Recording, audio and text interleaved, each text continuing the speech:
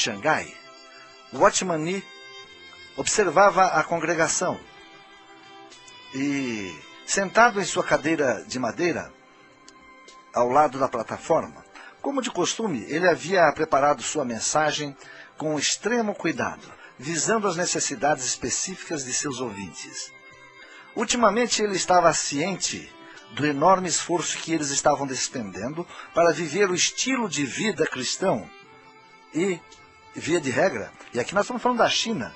A China sempre foi, né, um país idólatra, né, cheio de deuses, né, e onde o budismo impera, mas tem outras religiões ali, né? Tem o confucionismo também, né? E tem outros, né? Outras religiões, o shintoísmo, que também faz parte de um estilo lá mais do Japão.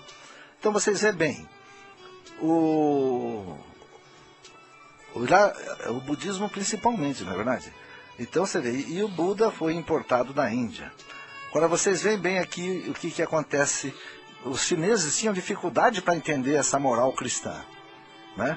Via de regra terminavam lutando contra a aridez e o desânimo espirituais. Presta bem atenção, aridez e desânimo espirituais. É o que está acontecendo nas nossas igrejas.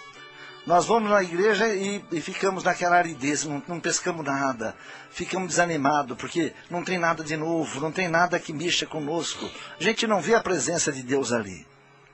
Então, aqui nós está falando o seguinte, que esses irmãos então tinham esse grave problema, como nós estamos tendo hoje. Ele levantou-se e caminhou para o canto onde ficava o púlpito, inclinando-se sobre ele sem muita formalidade, olhando os rostos dispersos na multidão, então começou o seu sermão. Vou lhes contar uma parábola sobre uma centopeia que conheci uma vez. Ele anunciou animadamente. Seu público já estava atento. Certo dia, quando a centopeia estava prestes a sair para uma caminhada, examinei suas pernas a fim de descobrir qual delas se moveria primeiro. Seria a perna esquerda ou a direita? Ou, quem sabe, a oitava ou a 10ª? A centopeia tornou-se uma vítima da autoparalisia. Ficou lá, parada, tentando decidir qual das pernas se moveria primeiro. O problema, essencialmente mental, acabou tornando-se um problema prático. Um problema físico. Como de hábito, Watchman Nee fez uma pausa, dando um tempo para que aquela parte da parábola fosse absorvida pelos ouvintes. Mas se você não sabe que perna mover primeiro, como será possível iniciar uma jornada? Essa foi a pergunta de Wu Shen-Shang, na terceira fila do lado direito. Em primeiro lugar, não tomando isso como um problema, respondeu Watchman, vislumbrando a oportunidade de ensinar uma grande verdade, todos nós nos esforçamos muito para ser religiosos. Todos nós, presta lá, já começa a lição aqui. Todos nós nos esforçamos muito para ser religiosos, mas é muito mais fácil vivermos com Deus que com nós mesmos. Como Paulo exortou seus amigos em Éfeso simplesmente, andai em seu amor. Efésios 5:2. Ele está dizendo o seguinte, que quando nós somos religiosos, nós vivemos conosco mesmo. Entendido? E ele está dizendo aqui que é mais difícil viver conosco mesmo do que com Deus. Mas o que aconteceu à centopeia? Alguém perguntou do lado esquerdo. Watchman voltou-se para o ponto de onde viera a pergunta, concentrando-se na expressão franca de Mary Yu, uma jovem de 18 anos. Seu sorriso cativante aqueceu o coração de Watchman, enquanto ele respondia. Finalmente o sol começou a surgir, disse ele, com os olhos brilhantes de entusiasmo. Sem pensar, nossa pequena centopeia correu para ver o nascer do sol. Sem perder tempo em considerações sobre qual das pernas mover primeiro, simplesmente andou, esquecendo-se por completo de como deveria fazê-lo. Quando o problema mental se foi, o problema prático também desapareceu. Entendido, Roberto? Sim. Watchman desceu da plataforma e passou a caminhar por entre a congregação, tornando-se ainda mais animado com a sua tarefa. A verdade é que quanto mais tentamos lidar com a aridez interior, como a depressão, e com a estagnação, maior a incapacidade de superá-las. Tais coisas se tornam um problema, porque fazemos delas um problema. Se nos esquecermos delas e as tirarmos da mente, elas desaparecerão. Essa é uma receita. Mas essa história de esquecer o assunto não contradiz o que você nos ensinou antes? Perguntou John Chang, seu colaborador e amigo, sentado na primeira fila. Você não nos instruiu por tantas vezes a lutarmos contra o diabo? Não, meu caro amigo, disse Watchman, num tom gentil. Resistir ao diabo é muito diferente do que tentar enfrentá-lo por conta própria. Você sempre perderá a batalha. O inimigo só pode ser vencido pelo sangue do Cordeiro. Apocalipse 12:10. Você resiste ao diabo tendo Cristo como escudo. Além disso, resistir ao diabo não é sinônimo de aridez espiritual. Vencemos o desânimo e a tirania das expectativas religiosas impossíveis, simplesmente esquecendo-nos deles. A verdadeira fé não está relacionada a nossas tentativas. Ela está relacionada à nossa morte. Todos precisamos aprender a caminhar em seu amor. E quando o Watchman fala aqui que a verdadeira fé não está relacionada à nossa tentativa, mas está relacionada à nossa morte, todos precisamos aprender a caminhar em seu amor, quer dizer, quando a morte do meu ego, do meu egoísmo, do ego Deus, quando eu me transformo em Deus. Como sempre, a congregação foi arrebatada por aquele sermão dialogado entre pastor e rebanho. Pastor, chamou John Chang. Sabemos que as suas palavras são corretas, mas como podemos aprender a caminhar no amor de Deus, no amor de Jesus? Amado, o Watchman respondeu, percorrendo o salão, antes de minha conversão, devotei minha vida ao acúmulo de bens materiais. Roberto, presta atenção, que eu também fiz isso aqui. Antes da conversão, eu me dediquei a juntar bens materiais, não é verdade? E o que aconteceu então aqui, como diz ele aqui? Roupas, notas altas na escola, assim por diante. O que mais que nós estamos... Bens materiais por diante. E mesmo por alguns anos, após ter sido salvo, mantive este hábito de acumular bens. Ainda que agora se tratassem de bens espirituais, era o que o Watchman está dizendo. Deixou de acumular bens materiais para começar agora, como religioso, a acumular bens espirituais. Então ele ficava assim, olha aqui.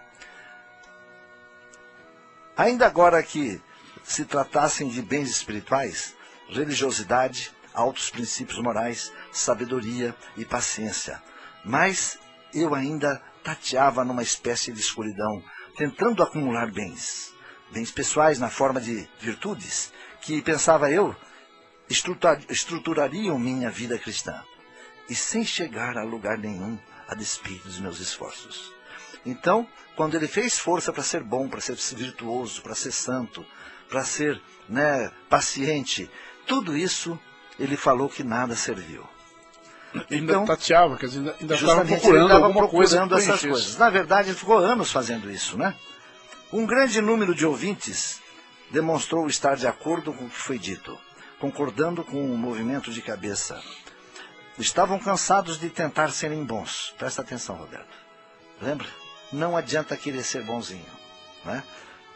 Lembra disso? Watchman concluiu a mensagem com um apelo apaixonado. É exatamente o versículo de Jeremias 17:5, né? O Sim. homem que quer fazer tudo na força do seu braço. Do seu braço, justamente. E se afasta de Deus, né? Watchman concluiu a mensagem com um apelo apaixonado. Vocês não percebem, meus amigos? Estive acumulando bens espirituais e não me tornei melhor por isso. Não entre nesse beco sem saída, Esse beco, né? Esse querer ser bom ou ser religioso, ele os paralisará. Tal como a centopeia ficou paralisada. Então, um certo dia, eu estava lendo uma passagem em Filipenses 1, 19 e 21? Já vai, eu vou te dar chance. Olha aqui, Filipenses 1, 19 e 21.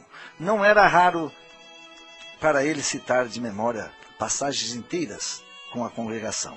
Foi o que fez naquela manhã. Você quer falar alguma coisa? Não, eu estava lendo sobre Kenneth Hagin hoje, Sim. e é exatamente mais ou menos quando ele ficou na vontade permissiva de Deus por 15 anos. Como Sim. Deus permitiu, Permitiu, como permite, mas Deus não queria. não isso, queria. verdade? Como não quer isso para mim nem para Justamente, ninguém. é. Nós não estamos falando Aqui o Watchman ficou vários anos também assim, até ele descobrir que não adiantava nada querer ser bonzinho. aquilo que você sempre fala, nós ficamos meio engessados. Justamente, fica religioso, né? Agora veja bem o que está escrito em Filipenses 1, 19 e 21.